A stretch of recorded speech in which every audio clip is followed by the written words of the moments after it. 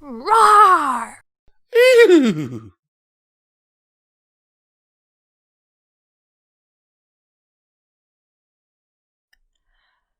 Hello and welcome to Midnight Readings. Today we'll be reading The Last Days of the Kingdom of Equestria, written by Big Bear. Hope you all enjoy. In the winter, the peaks of the frozen north were covered in deep blankets of snow and ice. No weather pegasi ever appeared to tame the raging storms. Flying in the frozen north during winter was normally considered suicide. But one winter morning, the sky dawned clear and calm. A storm the night before had blanketed the peaks with snow, and another storm was due tomorrow, from over the pole. But for one day in winter, the sky was clear, and the winds were calm. On that day, a griffin took a chance and flew from the capital of the Crystal Empire up into the frozen north, looking for dragon signs. They were not hard to find. Near the top of the tallest peak in the Yakut Range, and continuous wisps of smoke rose straight up into the calming air. But spotting signs and getting to them was a different matter. The thin air was brutally cold, and the altitude made each breath a labour, and each wing beat a chore. But the griffin was determined, and finally crash-landed into the snow bank in front of a huge cave. The top and sides of the cave mouth were covered in ice, and the base of the cave was almost covered in snow. The thin wisp of smoke was rising out of the hole between the two. The griffin hopped and walked up to the frozen snowbank to the mouth of the cave. She looked into the darkness, then cupped her wings around her beak and called out, "Hello? I come in peace and wish only to parley." A deep, annoyed voice replied. "Go away," the voice echoed in the cave. "I have come far. I request the right of hospitality." "A comedian," the gruff voice said from the cave. "Okay, you may enter, but do not abuse my hospitality or the protections you claim will be forfeit." Agreed. "You probably don't want to use a word that could be misinterpreted as greed when speaking to a dragon." I accept your terms? "Better. Get inside before you freeze your feathers off." The entrance of the cave was shadowed from the sunlight outside and was dark. But deeper in the cave, a small flickering light appeared. "Follow the light. It's warmer in here." There was more than enough room to stretch out her wings, so the griffin hopped over the snowbank and glided deeper into the cave. The flickering light was a candle, and the closer the griffin got to it, the warmer the cave became. And in the flickering light of the candle, she saw the dragon. A long, sinuous body, violet scales with horns of forest green. Wisps of smoke rose continuously from the dragon's nostrils. "I'm Spike, but I think you know that. Who are you and why do you come to my cave?" The griffin gulped. Spike could snap her in two with one bite. She didn't think he would, but he could. "I'm Gwendolyn," the griffin said. "You've been an eyewitness to history. I'd like to hear your tales and share them, so that all creatures can know the truth of the past." "At least you're not a pony," Spike said. Gwendolyn ignored the comment and pulled a recording device from her courier bag. "I'm going to record this, so I don't miss anything, okay?" "Whatever." "Thank you for speaking with me, Spike." Gwendolyn pulled out her notes. "You mentioned ponies. I'd like to know about your relationship with ponies." "What do you want to know?" "I understand your upbringing was unusual for a dragon." Gwendolyn looked up from her notes. "Ponies were involved, yes?" "I was hatched by a pony, I was raised by a pony, I was loved by a pony." That was... "Sure was." Spike blew a long cloud of smoke from his nostrils. There were times growing up I thought of myself more as a pony than a dragon. Gwendolyn stayed silent and nodded. It was often a good way to get a subject to say something interesting. I have a question for you, Griffin. How is she remembered? You mean... Yeah. Gwendolyn leaned back and rolled her eyes up, remembering. The Griffins call her the Great Architect. She was crucial in the rebuilding of Griffinstone. The Diamond Dogs call her Mother of Salvation. Her peace treaties integrated them into Pony and Griffin society. The Zebras call her the Bridge to the Future. Most zebra exports are based on trade she first negotiated. She was a pony. Spike narrowed his gaze. How do the ponies remember her? The Griffin was quiet for a long time. As a madmare, she whispered. Spike pounded his claws on the cave floor, pebbles raining from the ceiling. She gave them their freedom. She gave them their future.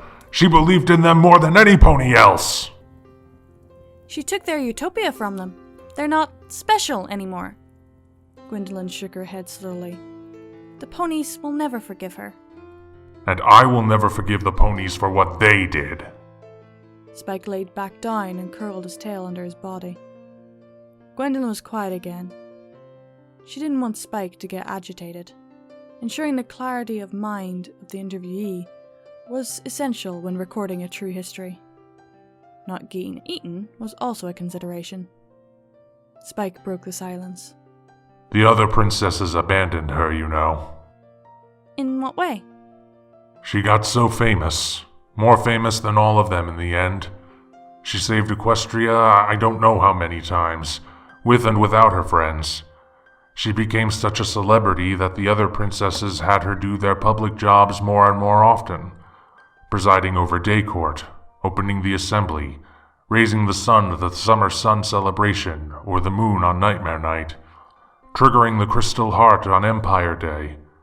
Each time it was an honor. Each time she was happy to do it. But she became the princess of friendship in the minds of every pony, and the others took the opportunity to fade back out of public view. And now there aren't any princesses at all. Just a figurehead king with no power. Spike blew a long cloud of smoke. Gwendolyn resisted the urge to cough. She loved to work, to learn, to achieve and prove herself. She craved their approval. I think the other princesses took advantage of that. Took advantage of her. None of them wanted to rule, you know. Gwendolyn decided to switch tactics. You said she gave ponies their future. Could you tell me about that? Is that your recorder? Yes, Gwendolyn nodded. Made in Equestria? They make the best gear I know of. Spike waved a claw over the top of the recording device and triggered a mild spell. The outer shell of the recorder dissolved in translucency. Inside were 6 purple crystals in a star pattern, and 5 small white crystal stars around them. A sparkle array, the basis of all magitech. They don't call it that anymore in Equestria. They wouldn't. Spike spat a small flame that splashed off a far cave wall. Changing the name doesn't change the fact that every advanced device has at least one of those crystal arrays in it, and she invented the array. She figured out how to make them in quantity, and she figured out half the modern uses for them. You're saying she invented the future? Yep. The dragon waved his claw again, and the recorder returned to normal. Gwendolyn looked at her notes, then back up at Spike. Did she mean the array? Or is there more than that? Did you ever ride one of the high-speed trains in Equestria? On my trip here. 1 hour from Manhattan to the capital of the Crystal Empire, via Canterlot. Very convenient. She invented the magic that runs them, then had them built during the war. Did you ever go through the giant Canterlot portal to the Dragon Eyrie? Gwendolyn got a faraway look in her eyes. Yes, the Eyre is magnificent. She invented the magic for those too, and had all the big portals built. During the war? Gwendolyn probed. Yes. Before she was princess, Equestria was in conflict on and off with the diamond dogs, the changelings, and even the griffins. Manticores were monsters you only saw in the Everfree Forest. Many ponies treated minotaurs and thestrals as strange outsiders, and there were no relations at all with the sea ponies, barely any with the zebras. And by the time she was done... They were all strong allies of Equestria. Not just allies. Spike shook his great head. Friends. Now he nodded. Friends will do more for you than allies will. Gwendolyn thought of all the kinds of beings that made her life richer. Would she know them all if the princess hadn't worked her friendship magic? And the dragons? Spike leaned back on his hunches and huffed. That's a point. But what about now? Pony-dragon relations are better now than before the war. Maybe better than recorded history. Gwendolyn shook her head. But she was long gone by then. Unless all the changes she caused, like the portal from Canterlot to the Eyrie, help make better relations possible. Do you think that's why she built it? Gwendolyn sounded unconvinced. Yeah. She wanted to be friends with everyone, so she wanted Equestria to be friends with everyone. But what about the war? Gwendolyn accused. Spike looked away. I'll never know if the war happened and she couldn't stop it, or if... If she provoked it. This was where Gwendolyn had been heading all along. She was all ears. Spike buried his head in his claws and fidgeted nervously. Yeah. She was an amazing chess player. Always thought more moves ahead than any pony but her mentor.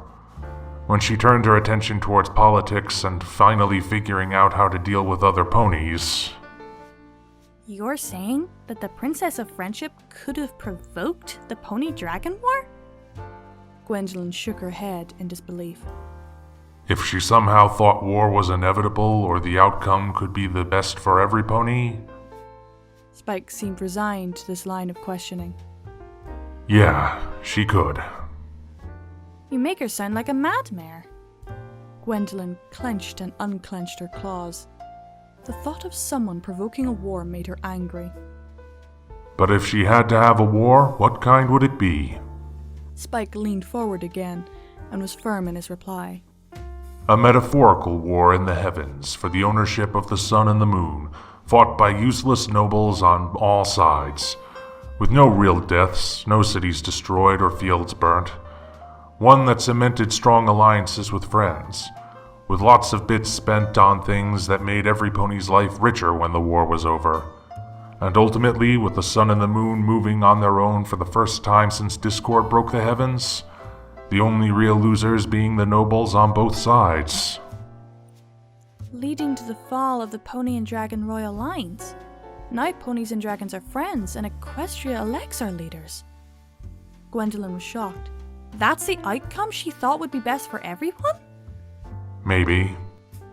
Spike laid back down and curled up. I never asked her, she never told me. Spike closed his eyes and blew smoke out his nostrils.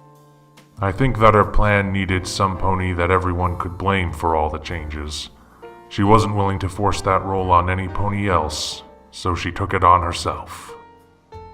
Gwendolyn sat down on her own haunches. She flipped through her notes while she tried to think of how to respond to that. You make it sound like we're all just living in a world of her devising. Sometimes I feel that way. I miss her. Spike relaxed into a sleeping position. He didn't look at Gwendolyn. From what you say, the world is doing okay. Better than it was when I was growing up. That's great for you and everyone else. I just can't live in it. I can't live in a world that treats her as the villain. So I'm going back to sleep. Maybe it will be different when I wake up. Spike waved a claw. You can find your own way out. Thank you, Spike. Sleep well. Gwendolyn turned off her recorder and packed it up. She took wing out of the cave and into the cold air of the Crystal Mountains. Going back to civilization was easier. It was less work to glide down than to climb up. All the way to the Crystal Empire, Gwendolyn thought about what Spike had said, and wrestled with what to do with the information. Was it her job to reform the image of Equestria's greatest villain? Well, that was The Last Days of the Kingdom of Equestria. Written by Big Bear. Sorry, I think I mispronounced it at the beginning. Well, I can see that story actually happening. If Twilight was on her own and decided to do that, I can see her doing it. Wouldn't put it past her. I hope you all enjoyed, and keep watching that moon. And a howling thank you to my Patreons.